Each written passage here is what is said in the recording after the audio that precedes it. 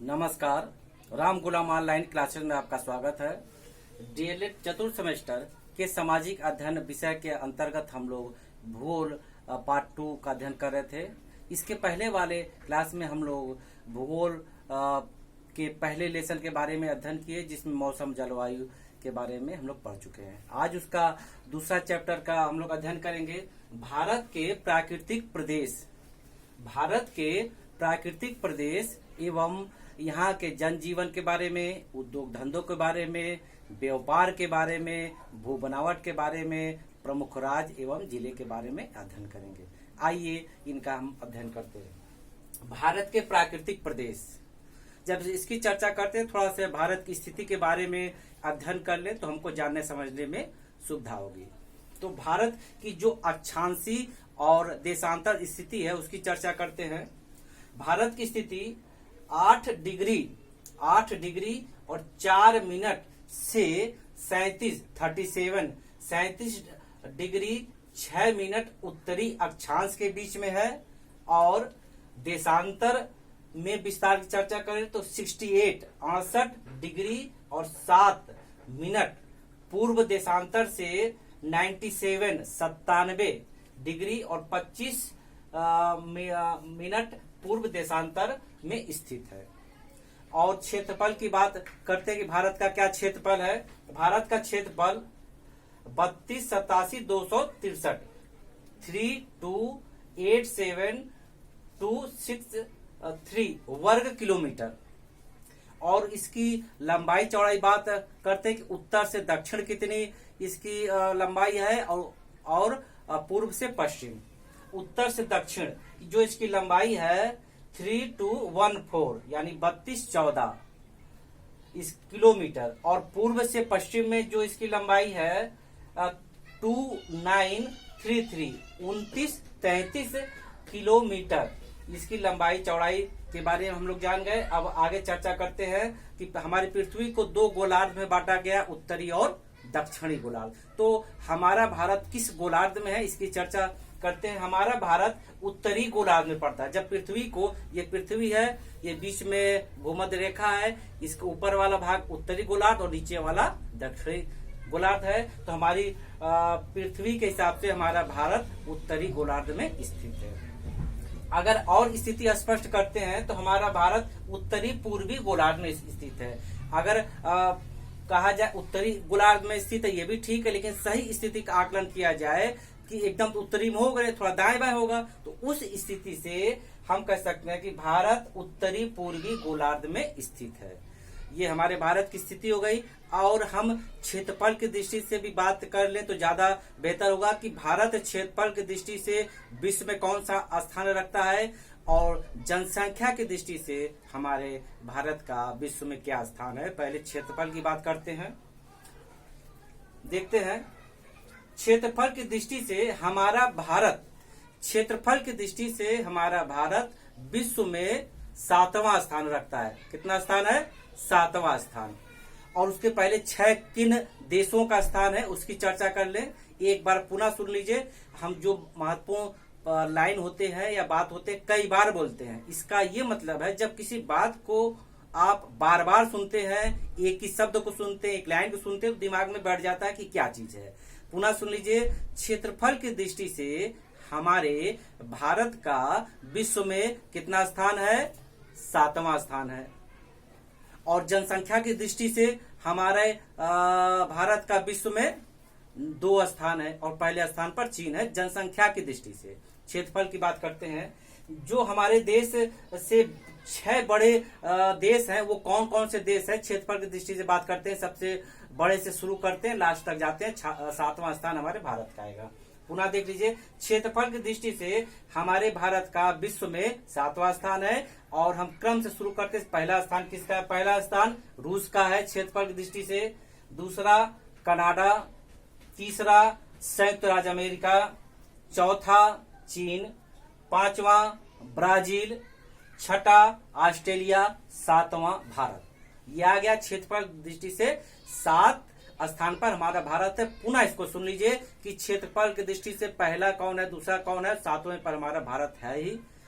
क्षेत्रफल की दृष्टि से विश्व में अब तक 7 बड़े देशों का नाम बता रहे हैं। पहला है रूस, पहला स्थान पर। दूसरा कनाडा, तीसरा संयुक्त राज्य अमेरिका, चौथा चीन, पांचवा ब्राजील, छठवां ऑस्ट्रेलिया, सातवां भारत। हो गया। क्षेत्रफल की दृष्टि से हमारे भारत का विश्व में स्थान 7वां है और जनसंख्या की दृष्टि से हमारे भारत का विश्व में स्थान दूसरा है, पहला चीन पर है। अब देखते हैं भारत के प्राकृतिक प्रदेश। ये प्राकृतिक क्या है? भारत, अभी जब चर्चा करेंगे कि भारत को प्राकृतिक दृष्टि से कुछ भागों में बांटा गया, तो प्राकृतिक है क्या? भौगोलिक परिस्थिति को हम कह सकते हैं प्राकृतिक। हम इस आधार पर भारत को, हम का मतलब जो भौगोलिक भूगोलवेत्ता हैं, उन्होंने भारत को भौगोलिक आधार पर या प्राकृतिक आधार पर कुछ भागों में बांटा है। उनका मानक क्या है? उनका मानक ये है कि हमारा जो देश है उच्चावच का मतलब है भू बनावट, यानी पृथ्वी के बनावट के आधार पर, जिसमें कहीं मैदान है, कहीं पर्वत है, कहीं पठार है, कहीं नदी है इत्यादि। भू बनावट के आधार पर, जलवायु के आधार पर, मिट्टी के आधार पर, जंगल के आधार पर, पर्वत के आधार पर, प्रायद्वीपीय भाग के आधार पर भारत को कुछ भागों में बांटा है, जिसको हम कह सकते हैं भारत के प्राकृतिक प्रदेश। अब आप जान गए होंगे कि भारत के जो प्राकृतिक प्रदेश है उनका वितरण किस प्रकार हुआ है। देखते हैं। भारत को 4 प्रमुख भागों में बांटा गया, कहीं कहीं इसका 5 भी मिलता है। भारत को 4 प्राकृतिक भागों में बांटा गया है। नंबर 1, उत्तर का पर्वतीय भाग। उत्तर का पर्वतीय भाग नाम से स्पष्ट है, भारत के उत्तरी भाग की बात हो रही, और पर्वतीय भाग यानी इस भाग में भारत के पर्वतीय क्षेत्र या भाग की चर्चा होगी। देखते हैं। भारत को 4 प्राकृतिक भागों में बांटा गया। नंबर 1, उत्तर का पर्वतीय भाग। दूसरा, मध्यवर्ती मैदान का भाग। तीसरा, दक्षिण का पठारी भाग। अगला, तटवर्ती मैदान एवं द्वीपीय समूह। और कहीं कहीं इसको अलग कर देते हैं, जिसमें अंडमान निकोबार द्वीप समूह, जितने द्वीप समूह हैं इसमें आ जाते हैं। अब पुनः देख लीजिए कि भारत को 4 प्राकृतिक भागों में बांटा गया है। नंबर 1, उत्तर का पर्वतीय भाग। उत्तर का पर्वतीय भाग।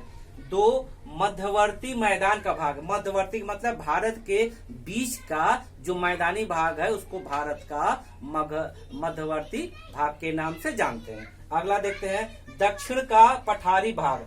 दक्षिण का मतलब भारत के दक्षिण के हिस्से की चर्चा हो रही है। जो पठारी भाग किसको कहते हैं? जो मैदान से ऊंचा हो और पर्वत से नीचा हो, इसको हम कह सकते हैं मेजनुमा आकार वाला क्षेत्र। अगला है तटवर्ती मैदान। तटवर्ती मतलब समुद्र के किनारे का क्षेत्र एवं द्वीपीय, यानी जो द्वीप समूह जितने हैं, जैसे अंडमान निकोबार द्वीप समूह आदि है, सब इसके अंतर्गत आ जाते हैं। और इस प्रकार हम पहले का अध्ययन करेंगे उत्तर का पर्वतीय भाग। जैसा कि हम नाम से जान रहे हैं कि उत्तर के पर्वतीय भाग में वो ऐसे क्षेत्र आएंगे जो पर्वत का जो पर्वतीय भाग है इसमें क्या आता है, चर्चा करते हैं। जैसे हम बता चुके हैं इसके पहले भी, भारत को 4 प्राकृतिक भागों में बांटा गया है, जिसमें से पहला है उत्तर का पर्वतीय भाग। अब इसका अध्ययन करते हैं। उत्तर के पर्वतीय भाग को 3 भागों में बांटा गया है। उत्तर के पर्वतीय भाग को 3 भागों में बांटा गया है। नंबर 1, महान हिमालय। नंबर 1, महान हिमालय। नंबर 2, मध्य हिमालय यानी बीच का हिमालय। और नंबर 3, शिवालिक हिमालय। अब पुनः सुन लीजिए, उत्तर का पर्वतीय भाग यानी उत्तर का भारत के प्राकृतिक जो 4 भाग है, नंबर 1 है उत्तर का पर्वतीय भाग। पर्वत का भाग है, लेकिन पढ़ने की दृष्टि से, अध्ययन की दृष्टि से इस पर्वतीय भाग को 3 भागों में बांटा गया है।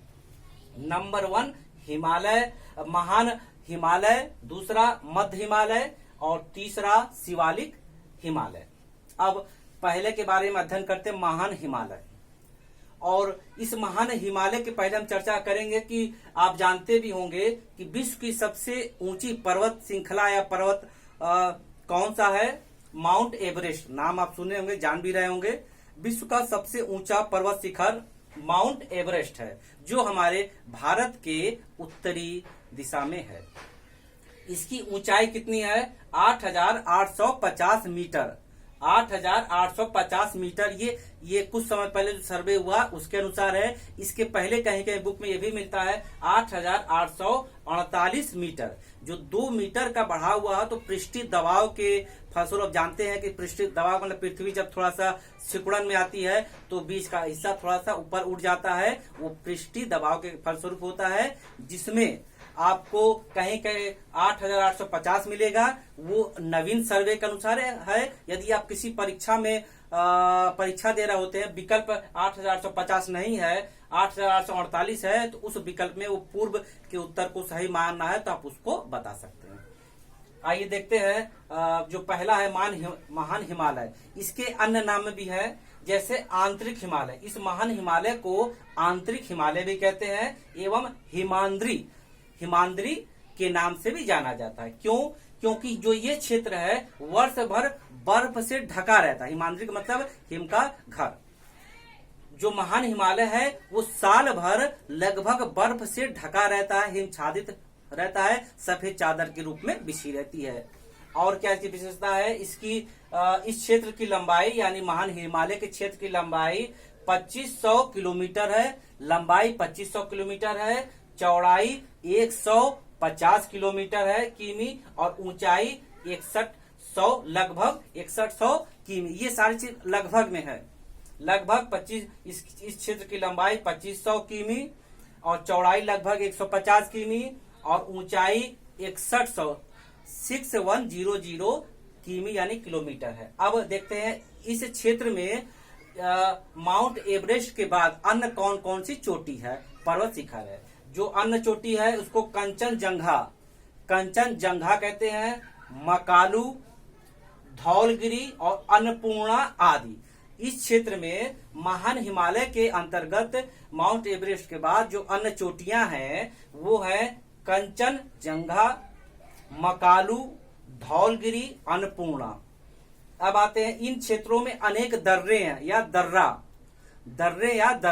क्या है? एक पर्वतीय मार्ग को कहते हैं। जब दो पर्वत के बीच में एक सकरा मार्ग रहता है जिसमें लोग आते जाते हैं। सकरा मतलब बहुत चौड़ा नहीं, आने जाने भर की सुविधा रहती है। उन क्षेत्र में इस प्रकार के मार्ग को दर्रा कहते हैं। हम ऐसे समझ सकते हैं दर्रा क्या है? एक पर्वतीय मार्ग या दो पर्वत के बीच में सकरा मार्ग यानी एक छोटा मोटा मार्ग जिसकी बहुत लंबी चौड़ी स्थिति नहीं होती है। और अब इसके बाद देखते हैं कुछ प्रमुख दर्रा के बारे में चर्चा करते हैं। जोजिला दर्रा, कुछ ऐसे प्रसिद्ध दर्रे हैं, कभी कभी नाम आ जाता है कि जोजिला दर्रा कहाँ है। जोजिला दर्रा कश्मीर में है। अगला है सिप किला हिमाचल प्रदेश में, नाथुला दर्रा सिक्किम में, जिसमें से जोजिला दर्रा कश्मीर, नाथुला दर्रा सिक्किम है। पुनः सुन लीजिए, दर्रा का मतलब है दो पर्वतीय भाग के बीच सकरा स्थान। आइए देखते हैं हम लोगों ने क्या अध्ययन किया। हम लोगों ने ये जाना कि हमारे देश की स्थिति क्या है और हमारा देश किस गोलार्ध में है। उत्तरी गोलार्ध में है मोटी मोटा, लेकिन जब और स्थिति जाएंगे एकदम सीधे में होगा नहीं, थोड़ा दाएं बाएं होगा, तब हम अन्य देखेंगे तो हमको आएगा कि ये थोड़ा सा दाएं बाएं स्थिति में है। देखते हैं इसमें अगला देखते हैं। अब देखिए ये हमारा जो भारत है उत्तरी पूर्वी गोलार्ध में है। सीधा कह सकते हैं उत्तरी गोलार्ध में है, लेकिन जब सही स्थिति के बारे में जानेंगे तो भारत हमारा उत्तरी पूर्वी गोलार्ध में है। ठीक है। और हमारा भारत क्षेत्रफल की दृष्टि से 7वें स्थान पर है और जनसंख्या की दृष्टि से दूसरे स्थान पर है। ठीक है। और हमारे भारत को 4 प्राकृतिक भागों में बांटा गया है। और आज हम लोगों ने इसे उत्तर का पर्वतीय भाग के बारे में पढ़ा, जिसमें इसको जो 3 भागों में बांटा गया। उत्तर का पर्वतीय भाग को महान हिमालय एक है, बाकी मध्य हिमालय, शिवालिक हिमालय है, और बाकी शेष के बारे में हम अगले चैप्टर में अध्ययन करेंगे।